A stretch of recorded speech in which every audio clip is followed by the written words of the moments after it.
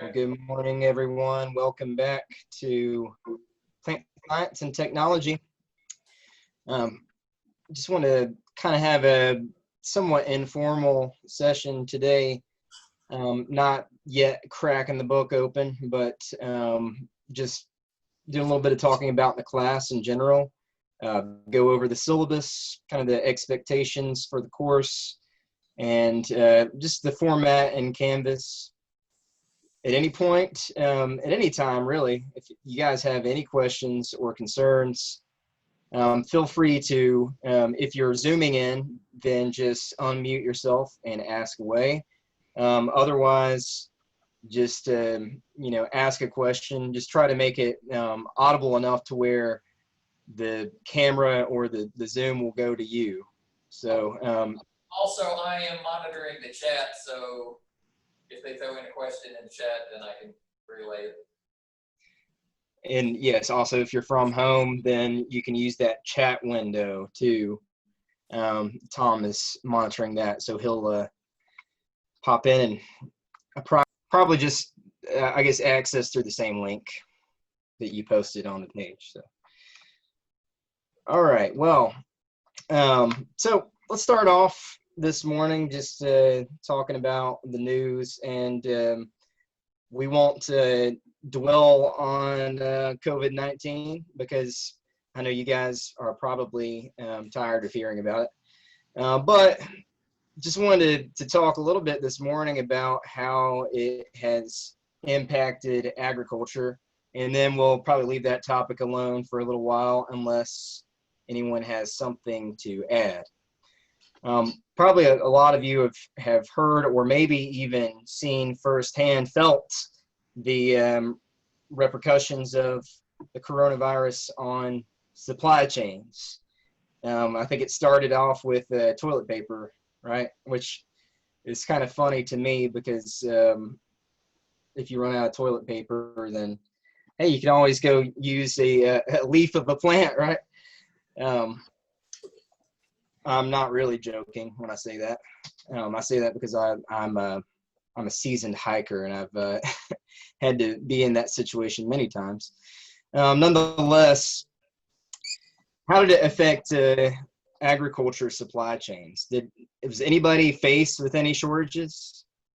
I think we heard about it a lot, but personally, I didn't really see any shortages in the supermarkets. I didn't see any particular products that just were out of stock. Anybody else? I guess there was a lack of meat, I guess, from people like panic buying, but I don't think that's necessarily the supply chain's fault. Right. Yeah, the panic buying. So someone mentioned eggs. Were eggs pretty much out? Was it the same deal? Was it the supply chain, or was it the panic buying? The eggs, I think it was just a panic buy because you had to go to the store really early and there's only a few cartons of eggs there. So. I know Tom mentioned in an email to me the sun drop was running low. Is that still the case, Tom? Yes, because it turns out it's aluminum for the cans is a shortage. And where Suntrop, Dr. Pepper, where they don't own many of their own bottling facilities, so they don't get first dibs on whatever the bottling and canning facilities have. So I think that's what's going on. And that I mentioned in the marketing class, if I can hijack you for just a second, Absolutely. a lot of even for the agriculture, a lot of the shortages wasn't because of the product, it was because of the packaging. In the marketing class, I was talking about, like, for the eggs, is a lot of the eggs are getting put in these big flat pallet things of 100, 150 eggs in a pallet getting sent to restaurants where people weren't buying eggs in restaurants anymore. They're buying more of their eggs from the grocery stores. So there's a shortage of the cartons of the eggs going.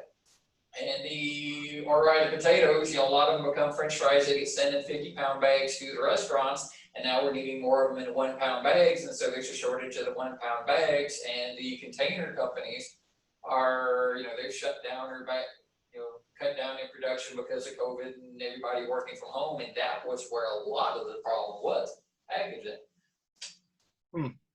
That's fascinating, and it makes a lot of sense too. I think some of that is also related to importing products from other countries, whether that's China or any other country. If we're getting something from there for the packaging, and they had to shut their factories down early on. A lot of countries had kind of a different response than we did, and they just completely shut down all industries. So in that case, it affected us as well. So important thing to think about. I did see a few kind of horror stories out there about some farms in the U.S. having pretty much every single one of their workers test positive. And those were mostly in really large scale operations that required a lot of pickers in the field. So that's another thing to look at. I think what is interesting, though, is that the small scale producers were not as affected as much. So I want to shift a little bit to the good news, the potential positive impacts of the coronavirus. And first, I'll just open it up. Does anybody seen any good news stories or have any good news to share about coronavirus personally, or something they heard or read? Well, I'll just start us off here, and if you guys have something, feel free to jump in. But on a personal note, we have a really nice greenhouse on our campus, and we always do plant sales. And we weren't sure at first how the plant sales would be impacted by the coronavirus, and really if we were going to even be able to do one. One of the issues was that our students had to go completely online, and so we didn't have as many students in there starting plants as usual. So it was all up to myself and our greenhouse manager to get those plants started for our sale. We had to shift to an online sales format, and it was a pain in the butt, but it worked out. And I think that the week-long plant sale that we did, we basically had to take orders and set the plants outside, have them put the money in a box. It was really complicated, but we had more sales than we had ever had before. I think in that 1 week, we made about pretty close to $5,000, which isn't a tremendous amount, but considering that that's just 5 days of a plant sale, $1,000 a day is pretty good, especially when we didn't really have a ton of money tied up in the resources itself. That's partially because the greenhouse is the utilities are paid for by the state. So nonetheless, we had great results, and a lot of the kind of horticulture operations in our region also had record sales. They sold out of plants. So in some cases, there were positive impacts. We saw a lot of local farm supply stores start to run out of supplies. We actually, one of the places here that just opened this year, which I felt so bad for them, the Russell County Co-op, felt bad for them because it's their first year and they're opening in a pandemic. But they ended up having a backlog for chicks for several months. You basically had to get there the day that the chicks came in, and if you wanted to get chicks this season. I tried 3 times, and finally the third time I finally got some more chicks in. So anyway, I just wanted to share how it's kind of there's 2 sides to every coin, right? There's always good news and bad news. And I think it's important to sometimes filter through that bad news and focus on the good stuff.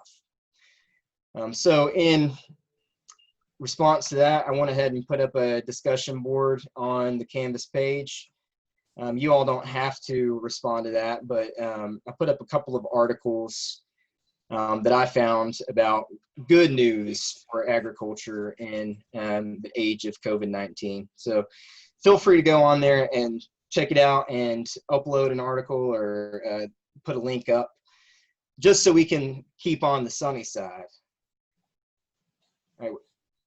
Anybody else have anything they want to share about positive impacts of COVID? Well, I'll just say also on that front, whenever you're sharing articles, sharing news, I think it's also important to look at multiple sources. So you hear something on the radio, like I did for this article about CSAs, heard a little blurb on the radio, and then I looked under the hood, did a little bit further research just to make sure that that story was accurate. And I mean, usually a lot of the news stories are kind of focusing on local or regional news. So you have to wonder if that is a trend, across the country or maybe, across the planet. So try to take everything with a grain of salt and look a little bit more in depth. And if you are looking at one article, try to look at the sources that they cite. So it started by the CSA news, which was good news. CSAs are in high demand. That's community supported agriculture, which is like a subscription type service where you have people pay up front and then you deliver, say, a box of produce every week or every month, however it works out. A lot of communities have actually been turning to the CSA model, not even just from a farm standpoint. We actually had a business startup this year that just bought produce from local farms and then delivered it locally. So, and that's kind of interesting to see that that's a sustainable business model, and that, I mean, they've been very successful because they are a middleman basically. So anyway, anybody else have anything to share there? I don't want to just ramble on and on. If you come up with something, good news on COVID, just post it on that discussion board. The good news we had is more free time with social distancing to do maintenance and stuff on a farm. Yeah. And then Home Depot and Lowe's did good business because people had free time and stimulus checks to fix their houses and stuff. So. Oh yeah, absolutely. Actually, our local Lowe's was just always packed. So for a little while, I was actually kind of nervous about going in there. But when it comes project time, you got to get what you need. So show up and get it. I have heard. Go ahead. Consequently, the price of lumber has gone way up, apparently. Yeah. Yeah, I was going to say that lumber has gone up, and also there's some shortages of particular types of lumber. So, hey, that could be good for foresters, though, right? Yep. Which also very important to note that forest is a big sector of the agriculture industry in Virginia. Forest products, whether that's, timber for wood or pulpwood or really any other forest crop too. With that note, I want to segue into just a snapshot of agriculture in Virginia. So I'm going to share my screen here. I'm sorry, I've got a bunch of windows open, so it might take me a second to find it. This is coming from Virginia Department of Agriculture and Consumer Services. It's they do, I think every other year or so, they do a Virginia agriculture facts and figures. And it's not, let me open it right off. Okay, here we go.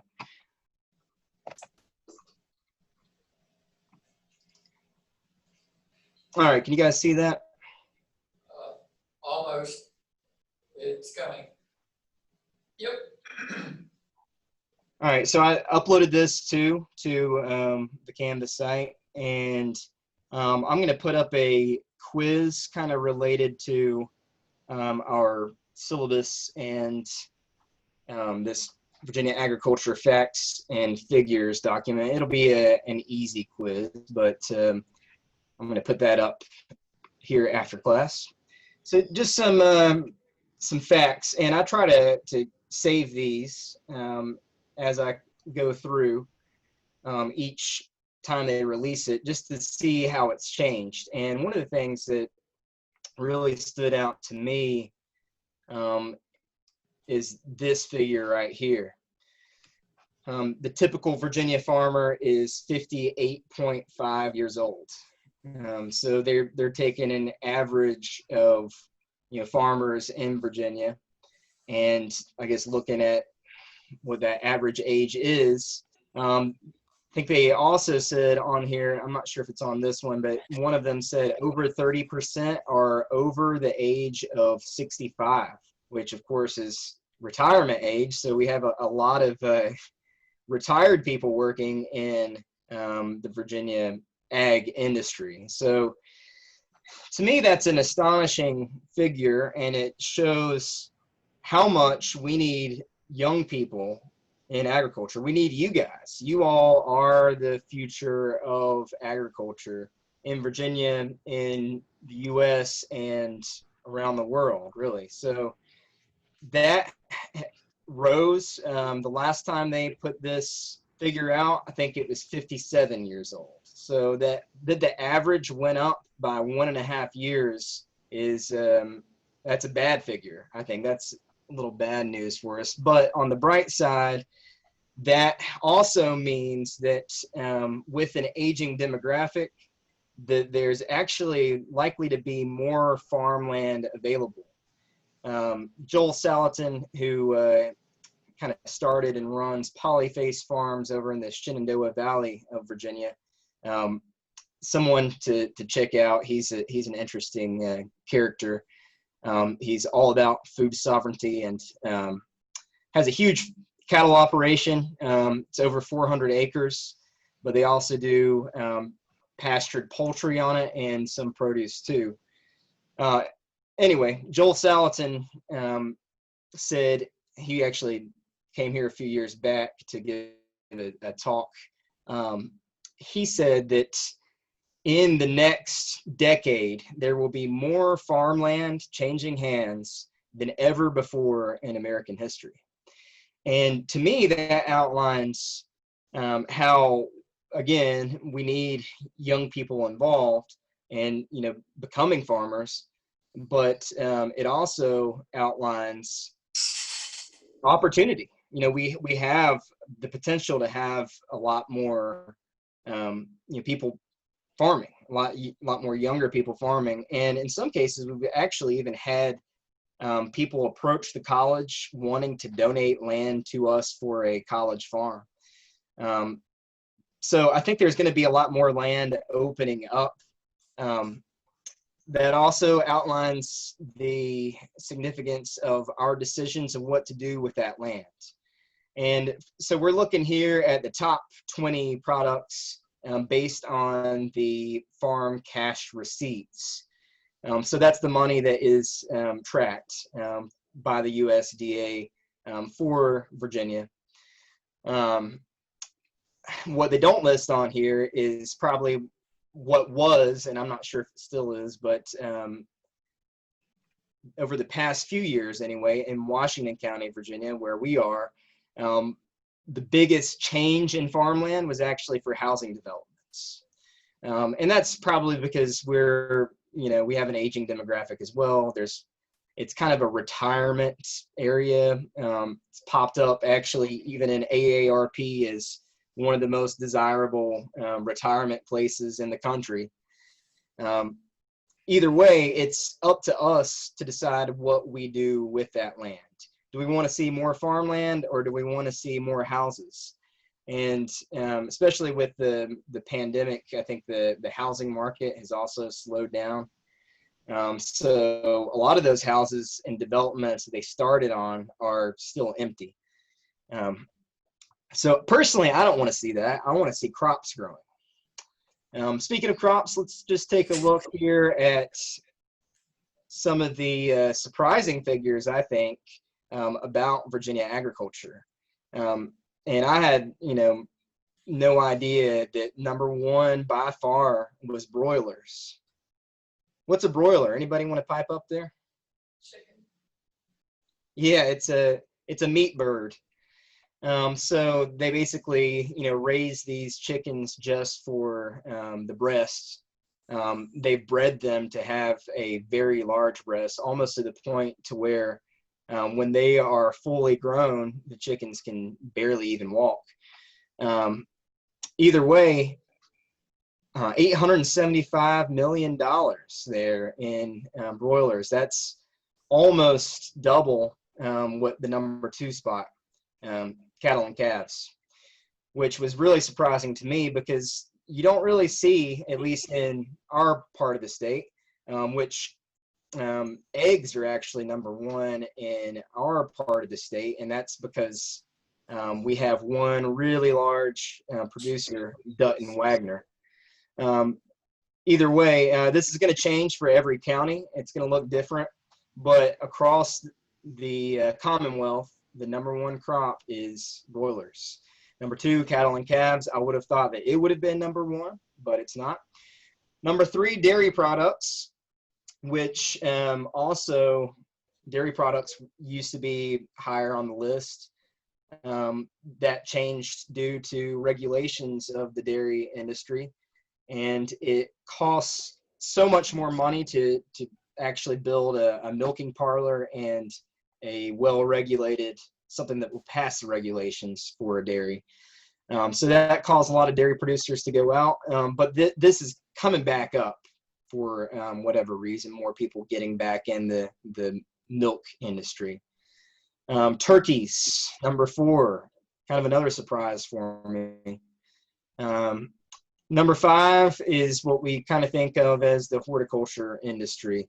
And they said for a long time that that was the fastest growing sector of the industry. This round, they actually changed that to agritourism being the fastest growing sector of the industry. Still significant though. That's including what we would kind of think most of the horticultural crops, including mushrooms, produce, I guess more of the high value produce, herbs, stuff like that go into the greenhouse and nursery crops. Then they have another category, all other animals. Soy, corn, hay. Number 10, tobacco. So we'll stop at the top 10. I mean, feel free to kind of expand on those figures. I know everything is different in your all's part of the state than it is here. But I see way more land in hay than anything here, hay and cattle and calves. But I think one issue here is that we're looking at the cash receipts and not necessarily the land use. So looking at land use, Virginia has 43,225 farms. The interesting thing I think about that is that these are, I guess, according to the census, what people classify as a farm. So if you're doing maybe just conducting some small scale ag at your place, then you might not necessarily be included in that figure. So it's probably quite a bit higher than that. Either way, a couple other things here that I think are worthy of pointing out. Farms cover 7.8 million acres in Virginia, which a very significant part of the Commonwealth covered by farmland. And another sad figure here, less than 15 cents of every consumer dollar spent on food actually goes to the farmer. And I know Tom talks about that quite a bit in his agribusiness courses and agricultural economics, but part of that is because we have a lot of middlemen in the industry, that we don't have as much direct sales. So more wholesalers, less retailers. So I think one of our goals should be to increase that figure from that 15 cents, the 15% up. So that's one of our goals I think in agriculture production, something that we have to face. Just scrolling down here, a couple of other things to are interesting. Agriculture is Virginia's largest private industry with an economic impact of more than $70 billion and providing more than 334,000 jobs in the Commonwealth. If you combine agriculture and forestry, then you get a total economic impact of $91 billion. So it's huge, which kind of surprises me that we don't have more agriculture programs. It's huge. It's very diverse too. So we're very diverse agriculture in Virginia, and it's extremely important for the Commonwealth. One other thing I want to point out here before we segue into the syllabus is just the exports. And I imagine that this has changed. This is coming from 2018. But looking at about $3 billion of exports of ag and forestry products in 2018. Not sure how that's going to look this year, but we can find that information on the VDAC's website. So where's it going? Interestingly enough, our biggest importer is Canada. So we export our ag and forestry products to our neighbor to the north, about $342 million coming from Virginia. But the next two, I think, are kind of surprised, or well, next 3 or 4 are also surprising. China imports a lot from Virginia. Switzerland, kind of unusual to think that Switzerland would be importing from Virginia. So I think this probably, you can look more deeply into that. It does outline, though, how our place in the global agricultural marketplace. All right, any questions or comments there on the VDAC ag facts and figures? All right.